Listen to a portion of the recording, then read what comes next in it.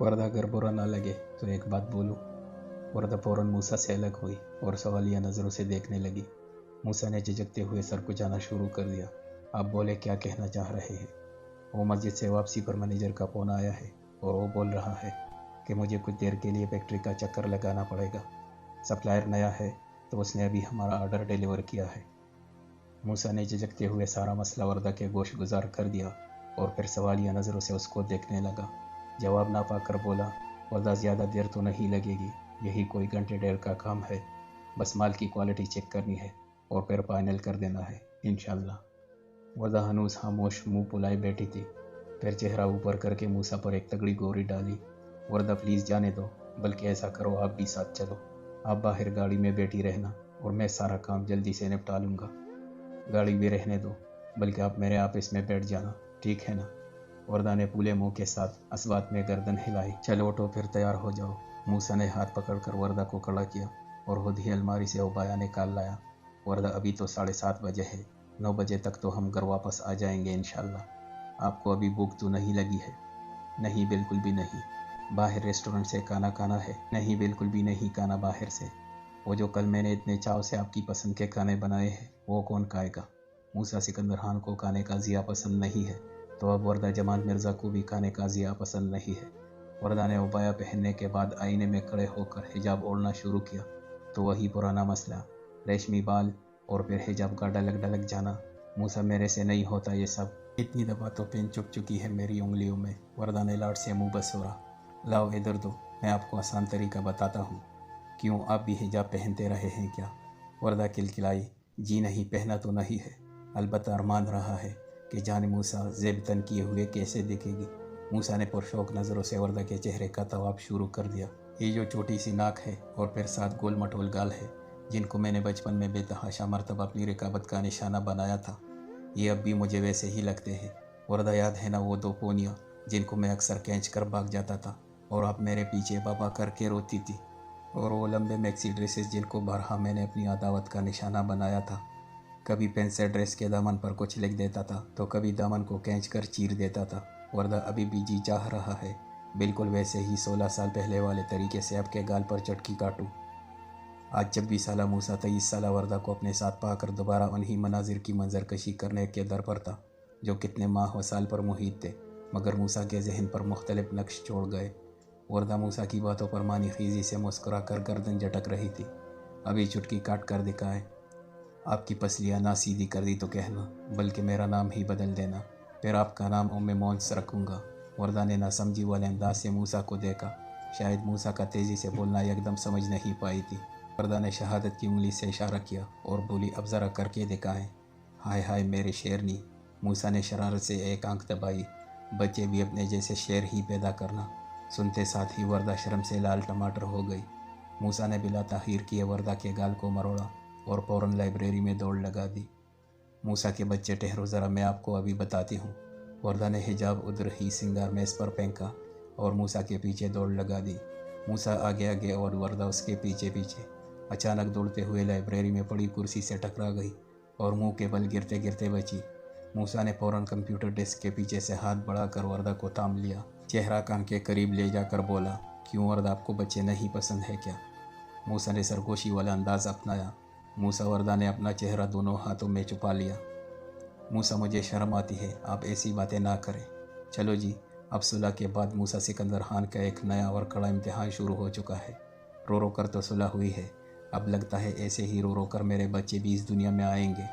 मूसा ने ठंडी आह भरी।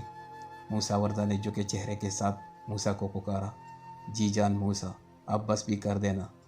ये बच्चों वाली ख्वाहिश का इजहार बीवी से ही करना है या फिर चौकीदार और माली चचा से रुजू करूं? मूसा ने दिल के पपोले निकाले और बिना ताखीर किए वरदा की पेशानी चूम डाली। वरदा, परेशान ना हो, आप तो मूसा सिकंदर खान की जान हो। वरदा तो शर्म से लल होए जा रही थी। ऐसे लग रहा था अभी के अभी गिर जाएगी। मूसा ने फ़ौरन मौके की नज़ाकत को बांधते हुए मौजू बदला और बोला, बस अब जल्दी से तैयार हो जाओ प्लीज़, ये देखो कॉल पे कॉल आ रही है। मूसा ने जेब से फ़ोन निकाल कर वरदा को दिखाया। वरदा ने दहकते गालों पर अपनी ठंडी हथेलियाँ रगड़ डाली और फ़ौरन लाइब्रेरी से निकलकर सिंगार मेज़ के सामने खड़ी होकर हिजाब ओढ़ने लगी। मज़ीद 10 मिनट की तगुदो के बाद हिजाब सर पर टिका ही लिया। موسا کبھی حجاب کا پلو سیدھا کرتا تو کبھی حجاب کی پین لگاتا۔ آخرکار حجاب سر پر جم ہی گیا۔ وردہ آپ اس حجاب میں کتنی پیاری لگتی ہو، اتنی معصوم اور پاکیزہ کہ میرا جی چاہتا ہے کہ بس آپ کو سامنے بٹھا کر دیکھتا ہی رہوں۔ شرم سے وردہ کی ہتھیلیاں بھیگنے لگی اور انگلیوں کو مروڑنا شروع کر دیا۔ موسا آپ کو دیر ہو رہی ہے۔ وردہ نے موضوع بدلا اور خود اتل پتل ہوتی دل کی دھڑکن کے ساتھ الماری میں سے گرم شال نکالنے لگی۔ موسا باہر زیادہ ٹھنڈ ہے کیا؟ آپ تو ابھی مسجد سے آ رہے ہیں۔ ٹھنڈ تو ہے بلکہ بادل بھی چھائے ہوئے ہیں۔ جنوری فروری کا تو پتہ ہے پاکستان میں بہت ٹھنڈ ہوتی ہے۔ آپ بھی کوئی کوٹ پہن لیں، واسکٹ تو کافی نہیں ہے پھر۔ اچھا وہ براؤن والی جیکٹ نکال دو پلیز۔ وردہ نے پورے مان اور چاؤ کے ساتھ موسا کو بازو پھیلانے کا بولا اور پھر ساتھ میں خود ہی جیکٹ پہنانے میں مدد کرنے لگی، جیسے موسا کوئی چھوٹا بچہ ہو۔ اے وردہ میں تو بھول ہی گیا ہوں، آپ کے لیے کچھ لایا تھا قطر سے۔ کیا زہر؟ جی نہیں، زہر سے بھی کچھ زہریلا لایا ہوں۔ وہ تحفہ خاص طور پر کچن میں جانے سے پہلے پہننے والا ہے۔ کل سے گھر کے مقدمے میں اتنا مصروف رہا ہوں، دماغ سے ہی نکل گیا ہے۔ کیا ہے موسا بتا دے پلیز، واپس گھر آ کر بتاؤں گا انشاءاللہ۔ ابھی نکلو، بہت دیر ہو رہی ہے۔ دونوں ساتھ ہاتھ میں ہاتھ پکڑے زینے اترتے باہر گاڑی میں جا بیٹھے۔ گاڑی بھی سرد خانے کا سما پیش کر رہی تھی۔ گھر کے چاروں اطراف برقی کنکو میں پوری آب و تاب کے ساتھ جگمگا رہے تھے۔ ستون کے قریب سدا بہار کے پودے کے ساتھ لگے چنبیلی کے پودے پر نظر پڑتے ہی وردہ کے چہرے پر مسکراہٹ بکھر گئی۔ بیگم صاحبہ آج خیریت ہے؟ اکیلے اکیلے مسکرایا جا رہا ہے۔ کچھ خاص نہیں ہے، بس آپ کے پسندیدہ پودے کو دیکھ کر تو آپ کی ایک بات یاد آ گئی۔ ارے واہ، میرے سے تو زیادہ یہ پودا خوش نصیب نکلا ہے۔ میری بیگم اسے نظر بھر کر دیکھتی ہے۔ موسا نے گاڑی کو خارجی دروازے سے نکالتے ہوئے ٹھنڈی آہ بھری۔ گاڑی میں نصب ہیٹر گرمائش کے بجائے سرد ہوا کے جھونکے بھیج رہا تھا۔ وردہ بس 5 منٹ میں گاڑی گرم ہو جائے گی انشاءاللہ۔ موسا وردہ کو اپنے آفس میں بٹھا کر خود سپلائرز کے ساتھ تمام مال کی کوالٹی چیک کرنے کے لیے نکل کھڑا ہوا اور پھر سب ضروری کام نپٹا کر فیکٹری سے ملحقہ مسجد میں عشاء کی نماز بھی ادا کر لی۔ آفس میں ہیٹر کے باوجود بھی وردہ کپ کپا رہی تھی۔ شاید ٹھنڈ لگ گئی تھی یا پھر گرج چمک سے شروع ہونے والی بارش کا خوف تھا۔ آفس میں بڑے صوفے پر ٹانگیں اوپر کر کے دبک کر بیٹھ گئی۔ موسا نے جیسے ہی اپنے آفس میں قدم رکھا تو وردہ کو کانپتے ہوئے پایا۔ وردہ تک پہنچنے سے پہلے وردہ بھاگ کر موسا سے لپٹ گئی۔ موسا مجھے بہت ڈر لگ رہا ہے، مجھے گھر لے چلے پلیز۔ وردہ کچھ نہیں ہوتا، میں تو آپ کے ساتھ ہوں۔ موسا آپ کو نہیں پتا مجھے گرج چمک کا فوبیا ہے، ایسے لگتا ہے کہ میری سانس بند ہو جائے گی۔ وردہ موسا کی کمر کو جگڑے اور سر اس کے سینے میں منہ چھپائے خوف سے کپ کپا رہی تھی۔ وردہ آپ کو کچھ نہیں ہوگا، ہم ابھی آدھے گھنٹے میں گھر پہنچ جائیں گے۔ آپ کو میں دعائیں بتاؤں گا اور آپ پھر میرے ساتھ ساتھ پڑھتی جانا۔ اب چلو۔ وردہ کسی چھوٹے بچے کی طرح موسا کے ساتھ چمٹی پیچھے ہٹنے کے لیے تیار نہ تھی۔ وردہ ابھی ہم باہر گاڑی میں بیٹھیں گے تو نائٹ شفٹ والے مزدور آ رہے ہوں گے، تو وہ مجھے اور آپ کو ایسے چپکا دیکھیں گے تو ایسے اچھا تو نہیں لگے گا نا۔ موسا نے بہت نرمی سے وردہ کو قائل کیا اور بہت دقت سے گاڑی کے اندر بٹھایا۔ سفر کی دعا کے بعد موسا نے وردہ کو بادل گرجنے کی دعا کی تکرار پر مشغول کر لیا تاکہ وردہ کا دل کچھ سکون محسوس کرے اور خوف دور ہو جائے۔ پاک ہے وہ ذات کی جس کی حمد کے ساتھ یہ گرج تسبیح کرتی ہے اور اس کے خوف سے فرشتے اس کی تسبیح پڑھتے ہیں۔ جب بھی بادل کی گرج سنائی دیتی وردہ کانوں پر ہاتھ دھرے تر تر کانپتی۔ سارا راستہ موسا اس کو گرج والی دعا دہراتے ہوئے لایا۔ آخر 9 بجے کے قریب گاڑی گھر کے اندر داخل ہوئی۔ وردہ چلو، ابھی بالکل بھی ڈرنے کی ضرورت نہیں ہے، ابھی ہم دونوں کھانا گرم کر کے کھاتے ہیں، باقی سب تو کھا چکے ہوں گے، صرف میں اور آپ ہی رہ گئے ہیں، چلو شاباش نیچے اترو۔ موسا نے گاڑی سے اتر کر جب وردہ والا دروازہ کھولا اور وردہ کو گاڑی سے باہر نکالنے کے لیے اس کے ہاتھ کو پکڑا تو ہاتھ کی تپش بتا رہی تھی کہ یہ لڑکی بخار میں جلس رہی ہے۔ وردہ کو تو شدید بخار ہو رہا ہے۔ موسا کو پریشانی نے آ گھیرا مگر بظاہر وردہ کو تسلی دینے کے لیے کچن میں لے آیا۔ ابھی بتاؤ کیا کھانا ہے؟ موسا مجھے بالکل بھی بھوک نہیں ہے، مجھے بس ڈر لگ رہا ہے، پلیز میرے ساتھ ہی رہے۔ چمچم برستی آنکھیں موسا کے دل کو چلنی کیے جا رہی تھی۔ آپ ادھر آرام سے بیٹھو، میں آپ کے لیے دودھ گرم کر کے دوائی لاتا ہوں۔ نہیں، مجھے اکیلا نہیں چھوڑے، میرا دم گھٹ جائے گا۔ اچھا چلو میرے ساتھ ہی چلو۔ وردہ کسی 5 سال کے بچے کی طرح موسا کی بغل میں دبکی ساتھ ساتھ چل رہی تھی۔ دوائی کھانے کے بعد وردہ نے کمزور آواز میں موسا کو مخاطب کرتے ہوئے بولا، موسا پلیز کھانا کھا لے۔ وردہ آپ کو اس حالت میں دیکھ کر میری بھوک اڑ چکی ہے، مجھے نہیں تھا پتا کہ آپ بادل کی گرج سے اس قدر خوفزدہ ہو۔ گھبرانے کی بالکل بھی ضرورت نہیں ہے، آپ کا یہ فوبیا بھی دور ہو جائے گا انشاءاللہ۔ موسا نے وردہ کو باہوں میں بھرا اور آرام سے بستر پر لٹا کر بڑا لحاف لپیٹ دیا۔ موسا آپ کہیں نہیں جا رہے ہیں؟ نہیں، میں ادھر ہی ہوں آپ کے پاس، جب تک آپ گہری نیند میں نہیں چلی جاتی۔ اس کے بعد آپ چلے جاؤ گے کیا؟ میں کہیں نہیں جاتا وردہ، میں ادھر آپ کے پاس بیٹھا ہوں۔ رسول اللہ صلی اللہ علیہ وآلہ وسلم نے فرمایا ہے، لوگوں اپنی بیویوں کے حقوق کے معاملے میں اللہ سے ڈرو، اس لیے کہ تم نے انہیں اللہ کی امان کے ساتھ اپنے نکاح میں لیا ہے۔ تر تر کامتی وردہ نے پوری قوت سے موسیٰ کا کرتا دبوچ رکھا تھا، جیسے وہ ادھر سے بھاگنے لگا ہو۔ ایسے لگ رہا تھا کہ بادل کی گرج اور گڑگڑاہٹ سارے گھر کو بھی ہلا رہی ہے۔ کمرے میں جلتے لیمپ کی مدھم روشنی میں کڑکیوں پر پڑے موٹے پردوں سے آسمانی بجلی کی چمک اود اود کر اندر آ رہی تھی۔ یکدم شدید گرج نے سارے علاقے کو اپنی لپیٹ میں لے لیا۔ وردہ چیخ مار کر موسیٰ کے ساتھ لپٹ گئی۔ موسیٰ مجھے بچا لے، وردہ مسلسل روئے جا رہی تھی۔ موسیٰ جب بھی بادل گرجتا تھا میں بابا کے پاس چلی جاتی تھی، لیکن اس دن آپ کمرے میں نہیں تھے تو میں بیڈ کے نیچے دبکی رہی تھی۔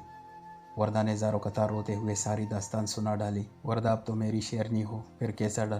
دیکھو میں بالکل آپ کے پاس ہوں، آپ کو کچھ نہیں ہونے دوں گا۔ آپ اگر ایسے بزدل رہی تو موس نے بھی ایسے ہی بزدل بن جانا ہے۔ موسیٰ وردہ کا دھیان ہٹانے کی خاطر ہر باز مار رہا تھا۔ موسیٰ کے سینے میں دبکی وردہ کتنی دیر خوف سے تر تر کانپتی رہی اور پھر ادھر ہی موسیٰ کی باہوں میں گہری نیند میں چلی گئی۔ موسیٰ کے سینے میں دبکی وردہ موسیٰ کی تڑپ اور توکل سے مانگی گئی دعاؤں کا ثمر تھی۔ وردہ کی ریشمی زلفیں موسیٰ کے سینے پر بکھری ہوئی تھی، جن کو وہ وقتاً فوقتاً ہٹا کر وردہ کے سادہ اور قدرتی حسن سے آنکھوں کو خیرہ کر رہا تھا۔ گول گالوں پر آنسوں نے اپنے نشان چھوڑ دیے تھے۔ 4 سالوں سے تگنی کا ناچ نچانے والی وردہ آج اس کی باہوں کا ہار بنی دنیا و مافیہا سے بے خبر سو رہی تھی۔ وردہ جمال مرزا پورے وقار کے ساتھ اپنا حق جمائے موسیٰ سکندر خان کے دل کے تاروں کو چھیڑے جا رہی تھی۔